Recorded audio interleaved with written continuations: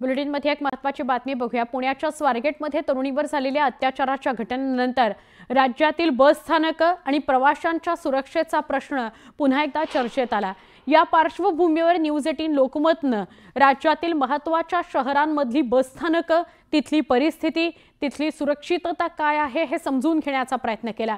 नाशिकमध्ये नेमकी काय स्थिती आहे हे आम्ही जाणून घेतलं। सगळ्यात आधी आम्ही गेलो नाशिक शहरातलं मुंबई नाका हे बसस्थानक। या बसस्थानकातून राज्यात विविध शहरांकरता दररोज बस ये-जा करत असते। रियालिटी चेक घेतला न्यूज 18 लोकमतनं, तेव्हा काय धक्कादायक गोष्टी समोर आल्या बघा। न्यूज 18 लोकमतच्या माध्यमातून आपण बस स्थानकांचा अर्थात नाशिकमधल्या बस स्थानकांचा रियालिटी चेक करतोय।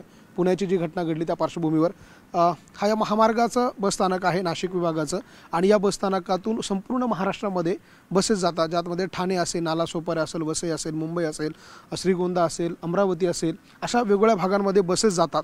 आणि या बस स्थानकामध्ये महिलांसाठी किती सुरक्षित आहे हे बस स्थानक हे आपण सुरुवातीला बघूयात। आपण आतमध्ये जाणार आहोत। काही कक्ष वेगवेगळे या ठिकाणी बनवण्यात आलेले आहे, ते देखील आपण बघणार आहोत। काही प्रवासी आपल्याला या परिसरामध्ये अर्थात या बस स्थानकाच्या आवारामध्ये झोपलेले दिसत आहे, तर काही कुटुंबासोबत अर्थात महिला देखील आहेत, त्या अशा पद्धतीनं झोपलेल्या आहे। रात्रीचे 12 वाजलेले आहे। आपण 11:15च्या सुमारास या रियालिटी चेकला सुरुवात केली होती। आता 12 वाजता आपण बरोबर या बस स्थानकामध्ये आलेलो आहोत, आणि या बस स्थानकामध्ये जी आत्ताची 12 वाजेची काय परिस्थिती आहे ती आपण बघतोय। काही प्रवासी आहेत, आपण त्यांच्याशी बोलण्याचा या सगळ्याच्या निमित्तानं प्रयत्न करणार आहोत। ताई, कुठून आलात तुम्ही आणि कुठे जाणार आहात? आम्ही नाशिकवरून आलो। आम्ही आता ध्याला जायचं, लातूरला जायचं। बरं, इथे पोलिसांचा राऊंड वगैरे झाला का? तुम्ही कधीपासून बसलात? एक अर्धा तास झाला। बरं, काही पोलिसांची गाडी वगैरे आली होती का? नाही दिसले आम्हाला तर। बरं, इथे काही असुविधा जाणवल्या तुम्हाला? काही दारू पिणाऱ्या व्यक्तींचा काही त्रास वगैरे तर नाही आम्ही आल्यापासून नाही। आपण बघतोय या महिला आहेत, खरं तर त्या देखील या नाशिकच्या बस स्थानकामध्ये आलेल्या। आपण हा बस स्थानकाचा परिसर बघणार आहोत। या ठिकाणी अशा पद्धतीनं सर्व वाहन चालकांच्या, अधिकाऱ्यांची आणि कर्मचाऱ्यांची एक केबिन आपल्याला दृश्यांमध्ये पाहायला मिळते। आणखी काही प्रवासी या बाजूला आपल्याला बस स्थानकामध्ये पाहायला मिळत आहे। पिण्याच्या पाण्याची व्यवस्था या ठिकाणी करण्यात आलेली आहे, ती देखील आपण दृश्यांमध्ये बघतोय। या ठिकाणी काही प्रवासी आपल्याला दृश्यांमध्ये दिसत आहे, महिला देखील आहे। आपण पुन्हा या महिलांशीच बोलूया। ताई, कुठे चाललात तुम्ही? आम्ही शिर्डीला चाललो आहे। बरं, कुठून आलो होता? आम्ही मुंबईवरून आलो आहे। बरं, रात्रीचे 12 वाजले, किती सुरक्षित वाटतं? इथे गर्दी असल्यामुळं भीती वाटत नाही, किंवा पोलिसांचा काही राऊंड वगैरे झाला का इकडे? नाही, पोलिसांचं तर अजून तरी झालं नाही। आम्हाला एक 15-20 मिनिटं झाले येऊन, पण पोलिसांचा तरी झाला नाही आहे राऊंड इथे। इथे कुठलाही सुरक्षा रक्षक नाही आउटगेटला, आणि त्यामुळे हा एक या ठिकाणचा सुरक्षेतला अभाव जो आहे तो आपल्याला पाहायला मिळाला।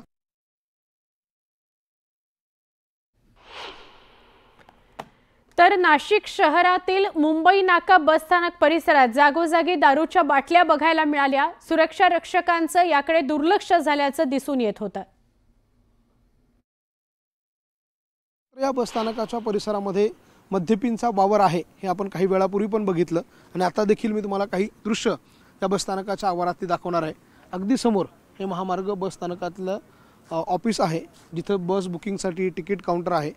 अगदी समोरच्या बाजूला सुरक्षा रक्षकाची केबिन ही देखील आहे, आपण ती देखील बघतोय। आता त्या ठिकाणी सुरक्षा रक्षक नाही आहे, मात्र ते इकडे तिकडे फिरत आहे, अशा प्रकारचं चित्र आहे। मात्र याच सुरक्षा रक्षकाच्या केबिन समोर आणि ज्या ठिकाणी तिकीट काउंटर आहे अगदी त्याच्या समोरच्या बाजूला काय दृश्य आहे हे आपण बघूया।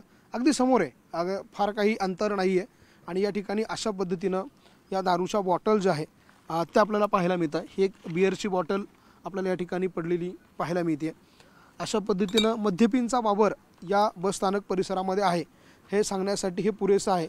आणखी काही बसस्थानकाचा थोडा परिसर आपण फिरलो तर आपल्याला इकडे देखील काही दारूच्या बॉटल्स ज्या आहे त्या पाहायला मिळतात। आपण पुन्हा या बसस्थानकाच्या आजूबाजूची ही सगळी दृश्य बघतोय, ज्या ठिकाणी अशा पद्धतीनं या बिअरच्या टीन ज्या आहे त्या पाहायला मिळतात। इकडे देखील काही दारूच्या बॉटल्स ज्या आहे त्या देखील या कचऱ्याच्या भागामध्ये पडलेल्या आपल्याला दृश्यांमध्ये पाहायला मिळते। अगदी बसस्थानकाच्या समोरचा हा सगळा परिसर आहे, आणि त्यामुळे या बसस्थानकाच्या परिसरामध्ये सुरक्षा रक्षक असले तरी त्यांच्या नाकाच्या समोर अशा पद्धतीनं मद्यपी जे आहे त्या या बसस्थानकामध्ये त्यांचा वावर आहे हे यावरून स्पष्ट होतोय। आपण ही दृश्य बघतोय, काही तरुणी ज्या आहे त्या देखील आता बसमध्ये बसण्यासाठी या बसस्थानकाच्या आवारामध्ये येत आहे। त्यांचे पालक आपल्याला दृश्यांमध्ये पाहायला मिळत आहे। ते नाशिकहून कुठल्या एक वेगळ्या शहरासाठी जाण्यासाठी येत आहे। त्यांचे पालक त्यांना रिक्षातून घेऊन येत आहे आणि अशाच ह्या ज्या तरुणी आपल्याला दृश्यांमध्ये दिसत आहे ह्या सगळ्या बाहेरगावी जाण्यासाठी आलेला आहे आणि याच सगळ्या महिलांच्या सुरक्षेचा प्रश्न या सगळ्यामुळे निर्माण होतो। प्रवासी गाड्या सोडून गेल्या, काय फेकून जातात काय फेकून नाही जात। आम्ही आता तिकडे राऊंड मारून आलो, पाठीमागं परिसरात राऊंड मारून आलो। आता चारी बाजूला आता काय कुणी काय फेकलं काय नाही फेकलं आता काय सांगता येणार। दारू बघा ना किती बॉटल आहे, ते फेकणं आणि पिणं यात फरक आहे ना। तिथे तो बरोबर दारू पिण्याबरोबर जे काही खायला प्यायला लागतं ते पण आहे तिथे। काय आता सर आता पाहतोय फोर व्हीलर आली ती फोर व्हीलर आली तर प्रवास अडवत नाही का कोण आहे काय, त्यांच्या गाड्या चेक नाही करत का? नाही गाडी आता प्रवासी आता सोडायला आले, हे पाहतो पॅसेंजर आले उतरले आणि गेले, गाडी लावून गेले। गाडीमध्ये काय करतात, दारू पिताय काय करतात हे बघत नाही का तुम्ही? नाही गाडी जर का प्रवासी सोडायला आले आणि त्यांनी काय घाण फेकली काय नाही फेकली ते तर थोडी आम्ही पाहू शकतो। नाशिकच्या महामार्ग बसस्थानकानंतर आम्ही नाशिकच्या ठक्कर बाजार बसस्थानकात गेलो। नाशिकचे ठक्कर बाजार बसस्थानक हे शहरातलं मुख्य बसस्थानक आहे। या बसस्थानकाच्या जवळपास 5 एकरहून अधिक परिसरात एकच सुरक्षा रक्षक होत्या। मद्यपींचा राजरोसपणे वावर इथं बघायला मिळाला। या सगळ्यावर बसस्थानकातील कर्मचाऱ्यांनी काय उत्तरं दिली ती पण बघणार आहोत। आता आपण ठक्कर बाजार परिसरामध्ये आहोत आणि हा सगळा ठक्कर बाजार परिसरातला एरिया आहे आणि या ठक्कर बाजार परिसरामध्ये देखील अनेक प्रवासी आपल्याला जे आहे ते पाहायला मिळत आहे। विशेषतः महिलांची सुरक्षा जी आहे ती या सगळ्या बसस्थानकावर कशी आहे आपण बघणार आहोत। मद्यपींची हाणामारी जी आहे ती रात्रीच्या सुमारास आपल्याला पाहायला मिळते। या बसस्थानकात आल्यानंतर हे एक चित्र जे आहे ते आपल्याला पाहायला मिळते। आपण बघतोय इतक्या मोठ्या संख्येनं हे लोक जे आहे ते या ठिकाणी झोपलेले आहे आणि अशा पद्धतीनं काही मद्यपी जे आहे ते या ठिकाणी राडा घालताय, हाणामाऱ्या करताय। आपण त्या ठिकाणचे स्वच्छालय कसे आहे ते बघतोय, तो एक ही दृश्य बघतोय या परिसरातली आणि हा ठक्कर बाजारचा परिसर आहे आपण बघतोय। हे सगळे काय नाव तुझं? जेवण बघतो काल काय काय काम करतो तू? कोंडा चिवड्यामध्ये काम काय करत इकडे? काय भांडण करत होता? त्याने धक्का दिला, मला लागलं इथं लागेल, त्याने धक्का दिला मला। ठेवली ती बॉटल? कशाची? का बरं माझ्याकडनं काही प्रॉब्लेम झाला तर जमा करा, किती वर्ष टाकून द्या मला, काही विषय नाही। ठक्कर बाजार परिसरामध्ये आहे आणि काही वेळापूर्वी आपण बघितलं की हा सगळा परिसर किती असुरक्षित आहे। आणखी या बाजूला जाणार आहोत आपण, इथे काही कर्मचारी आहे आपण त्यांना विचारूया। सर नमस्कार, काय नाव तुमचं? निकम। आता ही जी लोक आहेत आजूबाजूला राहण्या घालणार ही कोण आहे आणि तुम्ही त्यांना हडकत का नाही? नाही आम्ही होऊ शकतो तर आत्ता आला असेल तो, कोण आहे तो नाही सांगता ना आम्हाला। मग तुम्ही पोलिसांना कॉल नाही करत की? न करतो ना पोलिसांना। मग आता काय केलं? आता आमच्या कामगिरीमध्ये होतो, बोलवतो आम्ही पोलिसांना, त्यांना टाकतो जमा करून। ठक्कर बाजार सारख्या मोठ्या बसस्थानकाच्या परिसरामध्ये असणारा मद्यपींचा वावर या ठिकाणी येणाऱ्या महिलांसाठी किती धोकादायक आहे, किती असुरक्षितता निर्माण करणारा आहे हे काही वेळापूर्वी आपण जे काही चित्रामध्ये बघितलं आत्ताच्या त्यावरून स्पष्ट होतं। नाशिकमधलीच बातमी, नाशिकमधलं बसस्थानक आपण पाहिलं, दोन्ही बसस्थानकं पाहिली। ज्या स्वच्छतागृहात महिलांना जावं लागतं त्याच स्वच्छतागृहात मद्यपींनी आपला कसा अड्डा बनवलाय त्याचं भीषण वास्तव आमच्या समोर आलं।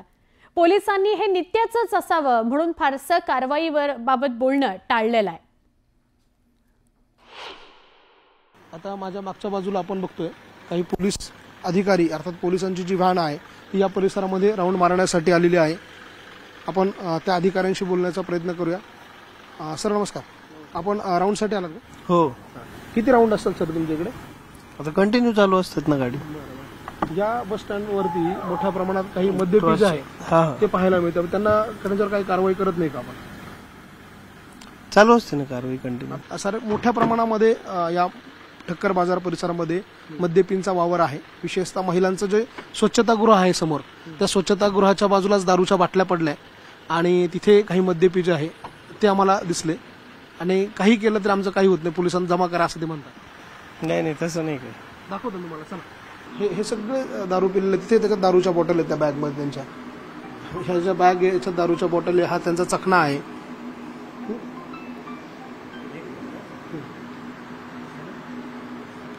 आपण ही सगळी दृश्य बघतोय. पोलीस अधिकारी राऊंड मारण्यासाठी आलेले आहे, ते देखील आपण दृश्यांमध्ये बघतोय. पोलीस आले जरी असले तरी कारवाईबाबत प्रश्नचित्त आहे. हे जसं पुरुषांचं स्वच्छतागृह आहे त्याच्या अगदी बाजूला हे महिलांचं स्वच्छतागृह आहे आणि ज्या वेळेला बलात्कारासारख्या घटना घडतात त्यावेळेला सॉफ्ट टार्गेटची ठिकाणं जी आहे ती अशीच असतात. महिलांची स्वच्छतागृह, अंधाराचा परिसर आणि अशाच ठिकाणी या सगळ्या ज्या वेळेला घटना घडतात त्यावेळेला प्रश्न निर्माण होतो या सगळ्यांच्या सुरक्षेचा. मात्र ज्या वेळेला ही घटना घडती, ती घटना घडून जाते त्यावेळेला सगळ्याच व्यवस्थेला जाग येते. मग पोलीस असेल, कुठलेही प्रश्न, राजकारणी असतील, इतर कोणी असो, त्यांना जाग येते ती ही सगळी घटना घडल्यानंतर ती. मात्र तत्पूर्वी या महिलांच्या सुरक्षेबाबत सुमोटो कुठलीच कारवाई होत नाही.